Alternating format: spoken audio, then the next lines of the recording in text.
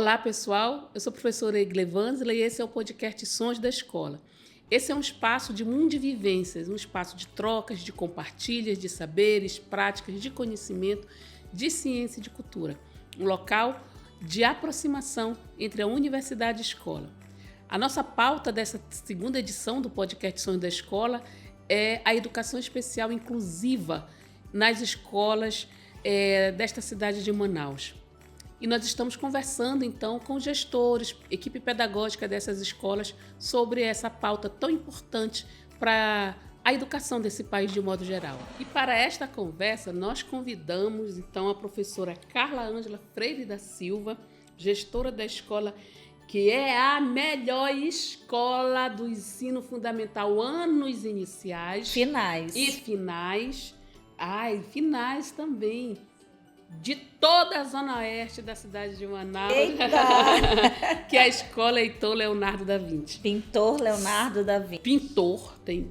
Muito bem, seja bem-vinda, professora. Obrigada, eu que agradeço o convite. Estou muito feliz em estar aqui, contribuir. E a gente já começa a falar do teu papel como gestora, né, onde a gente atua na tua escola nos anos finais, né, à tarde, e na perspectiva da educação especial inclusiva, que hoje faz parte de todas as escolas da rede municipal de Manaus, né? Praticamente todas as salas, né, têm inclusão. Para você, quais são os seus maiores desafios na gestão desse processo? Hoje, nesse momento, como você falou, em todas as salas a gente tem alunos inclusos.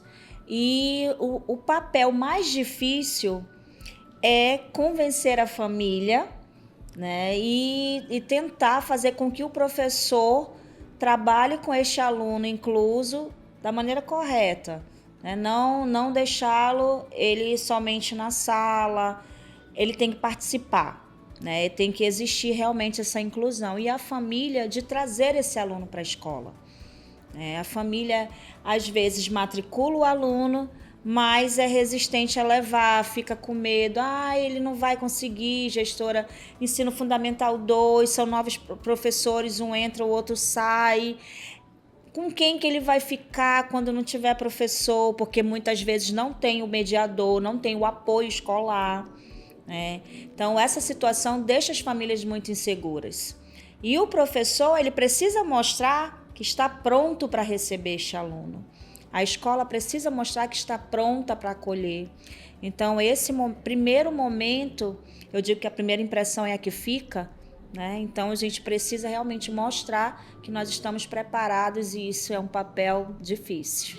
Mas eu quero dizer que vocês estão muito bem preparados, porque é uma escola que atua, né, na educação especial inclusiva de uma maneira muito interessante, né? Tem um fortalecimento pedagógico que a gente percebe em todas as salas, com todos os professores. Temos salas de recurso, né? A gente tem uma sala de recurso onde os alunos são atendidos no contraturno e fazemos parte também dessa prática da pós-graduação em educação especial, onde todos os professores abraçaram por conta dessa inclusão e por conta de que a gente agora não tem aquele número específico de alunos, né, inclusos. E separado em classe não, especial. A gente agora não tem, estão todos na classe regular. Então a gente precisa ter esse cuidado e saber acolher esse aluno.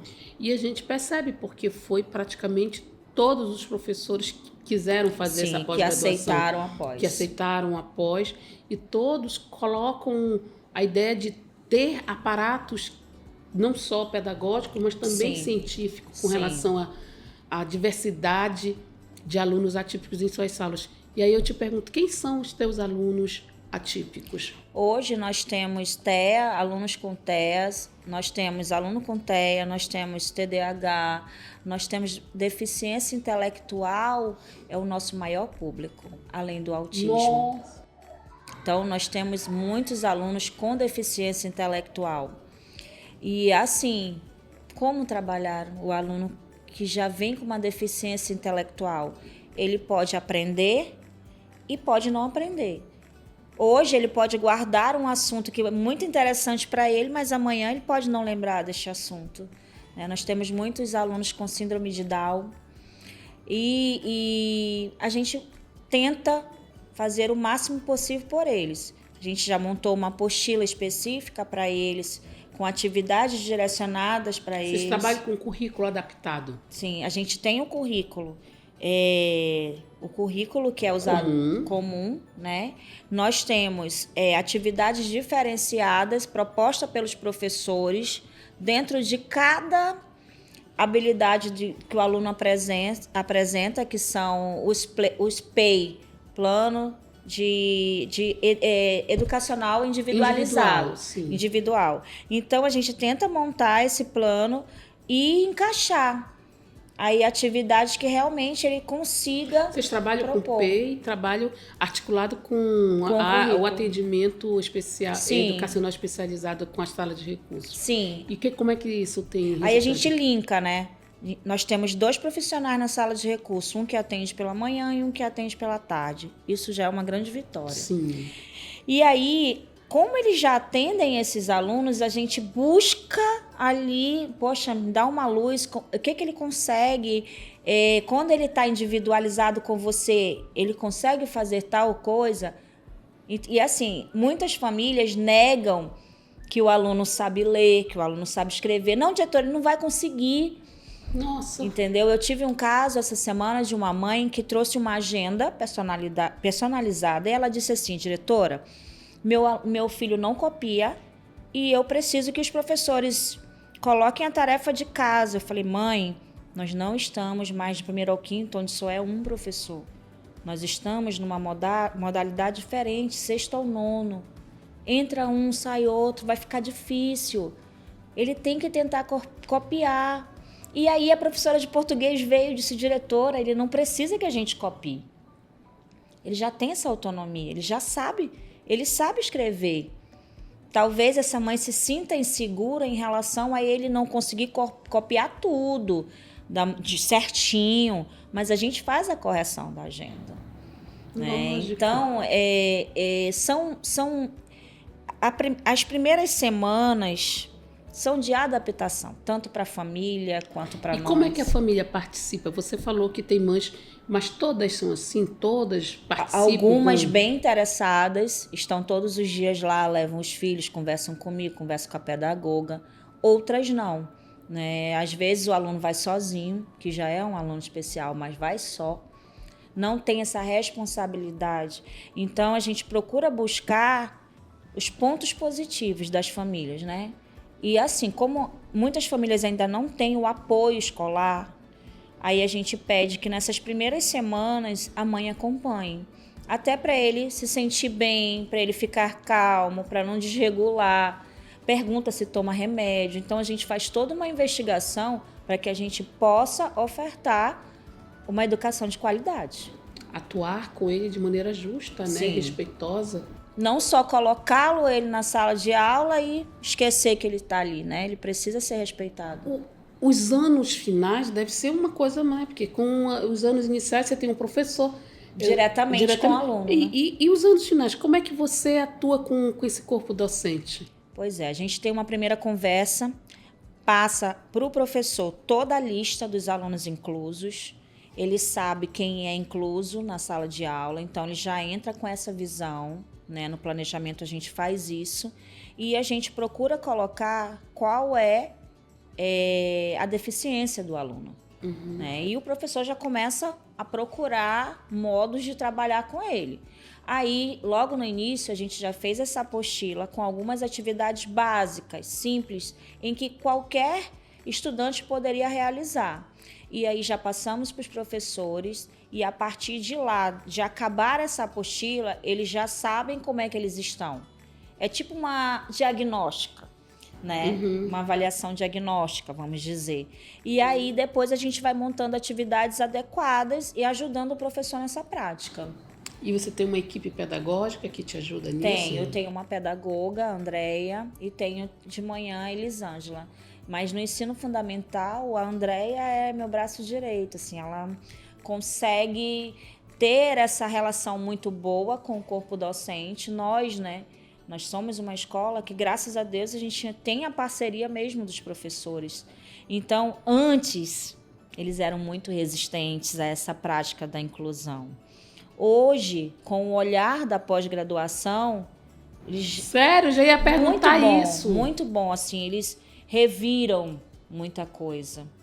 Eles já conseguem enxergar que não é do jeito que eles pensavam, né? A gente precisa realmente acolher esse público e se colocar no lugar também da família.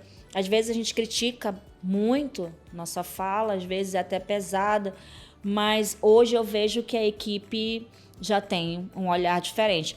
Por exemplo, o aluno incluso, ele não é um aluno frequente, muito difícil. Por quê? Porque ele toma remédio. Às vezes a medicação deixa ele com sono. Às vezes ele não está com a medicação adequada, ele está muito agitado. Aí, às vezes, ele vai, mas desregula, a mãe tem que pegar porque ele não está legal. Então, ele não consegue, talvez, assistir os 5 tempos de aula. Então, tudo isso aí tem que ser visto pela equipe, né? E a gente se preocupa. Quando o aluno falta 3 dias seguidos, eu já ligo: mãe, o que está acontecendo? Vamos trazer o menino, porque senão ele não entra na rotina, ele não consegue socializar, e aí o trabalho vai por água abaixo. Então, a gente tem esse feedback semanal com os professores. A gente tem. Isso a gente fica muito grata assim, com a equipe mesmo escolar, porque sozinho a gente não consegue, né? Não consegue. E a pós fez isso, entendeu? A gente conseguiu entender que existem pessoas que precisam muito mais da gente, não só o aluno considerado normal, mas o aluno incluso. E é muito legal porque o museu que vocês fizeram, o Museu da Inclusão, ficou top. Ficou lindo. Eu digo, gente, que coisa linda aquilo ali. Porque é a vivência de vocês, é o que vocês fazem, são vocês que aparecem ali, e isso é muito Sim. bom. Querida, eu te agradeço, Carla, por estar aqui conosco, por ter aceitado o nosso convite, né, dessa conversa no nosso podcast Sons da Escola. E eu te passo para te dizer as últimas palavras. Eu que agradeço, professora Eglê. E assim, eu gostaria muito que a gente tivesse momentos assim, chamassem os professores também para essa conversa. Eu acho que é a 3ª edição do podcast, a gente já chama os professores. Eu acho muito já legal. Está previsto. Eles gostam dessa prática, né? Apresentar os trabalhos que eles fazem com as crianças, eu acho super interessante. E eu me coloco à disposição até para uma outra oportunidade. Gostei muito, obrigada. Imagina, a gente que gosta, né, pessoal aqui da produção, a gente gosta demais de conversar com a escola. Acho que a universidade se ressignifica, se retroalimenta, a gente aprende, cresce no coletivo, a gente fica muito feliz que os professores abraçaram a nossa pós-graduação, mas também a gente... colocam na prática, né? Colocam na prática, mas assim, para nós, para a universidade precisa dessa conexão com a escola. Sim. Porque senão não tem sentido o nosso trabalho. E é por isso que a gente está lá com vocês. Por isso que a gente acreditou que daria certo. E tá dando. E já está dando. A nossa próxima edição, aqui, meu compromisso público, é a conversa com o corpo docente dessas escolas que a gente atua nessa pós-graduação em educação especial inclusiva em contextos interculturais. É isso aí, pessoal. Até mais. Um abraço e nos sigam nas nossas redes sociais.